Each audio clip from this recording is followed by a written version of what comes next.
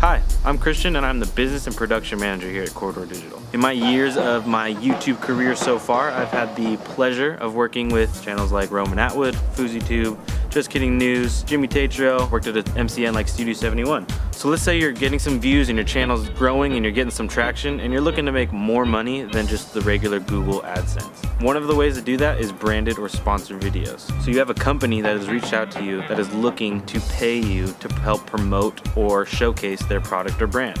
So now you have a potential brand deal on the table. So how do you know how to manage and act on these brand deals? Well, first you should know how they work. Think of a step ladder. At the top of this step ladder, there's the brand. In our example, we're gonna use Nerf. So Nerf has a company that has all kinds of different departments, from creative execs to a legal team, all the way down to managers, coordinators, and assistants. Now Nerf has decided that they wanna do a marketing campaign on their newest blaster. So they go out and hire a creative or marketing agency.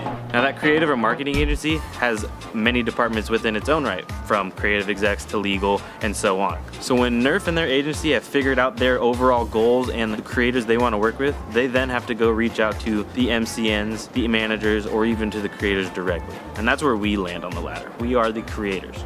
So now Nerf, or most likely through their creative agency, has reached out to us and they've sent us an offer which includes key messaging and required talking points, an overall campaign goal, and a budget that they are willing to pay us in return for releasing our sponsored video on our channel to our audience. So we've agreed, we like the terms, everything looks good, we send a creative treatment, and we have to send that creative treatment all the way back up the ladder, through all those departments, gets approved, and the approval gets sent back down to us with the green light to move forward. In some cases you'll get notes and stuff like that, but overall you're just looking to get the green light to move forward on the production.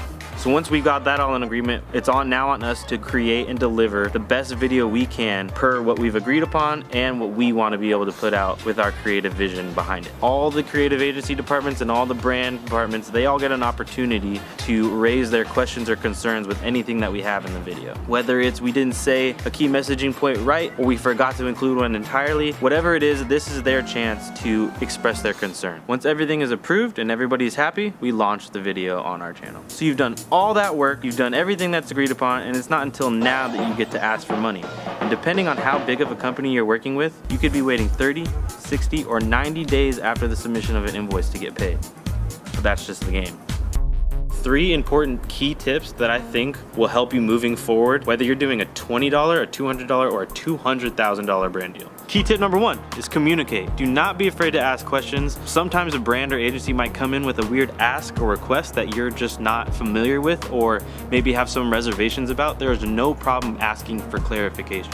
Trust me on this, it is better to figure it out in the beginning of the process versus near the end when you're this close to the finish line. Tip number 2, be flexible. More often than not, a brand is going to come in with stuff that is not part of your usual content strategy. So be willing to push the envelope a little bit and maybe try some new things to see if your audience likes it. Lastly, and it may sound like I'm contradicting my last tip a little bit, the last thing I want to leave you with is do not compromise your overall brand and creative vision. You're the one that knows your audience best, it's your audience. So when you're dealing with these brands and creative agencies, learn to pick your battles, but also stand up for what you believe in, stand up for your ideas. Because at the end of the day, you're just working with other people. So if you can be professional, respect the people you're working with, and stay true to your word, that makes you a good brand partner. And when you're a good brand partner, brands of all shapes and sizes come back to you time and time again to promote through your channel. And that's how you make money on YouTube.